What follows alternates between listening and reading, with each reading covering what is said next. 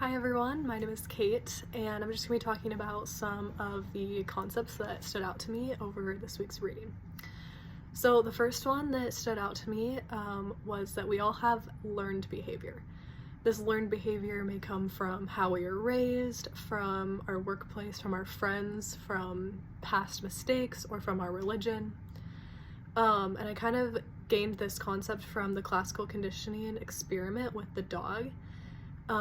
The dog learned that just the noise of the bell meant that food was coming, so it started to salivate before it even saw the food, just from hearing the bell.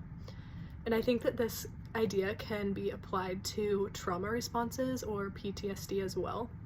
For example, let's say someone gets into a severe car accident, and then later on in the future, when they hear sounds like certain stimulus, like loud sirens or crashing noises, that can put them in a state of the emotions that they had experienced during the car accident. This comes from page 150 when the author says that the process of classical conditioning, a formal neutral stimulus, gains the ability to elicit a response from an organism because it has been associated with some other stimulus that reliably elicited that response in the past.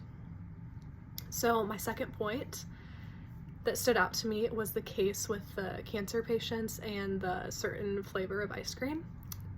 It's like the learned aversions behavior.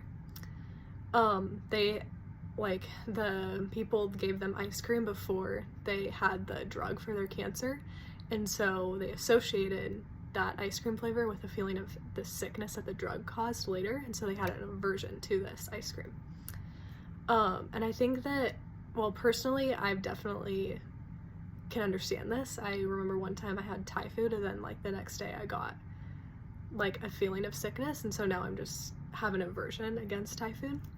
But I think that this can be applied also to several different areas of life outside of food.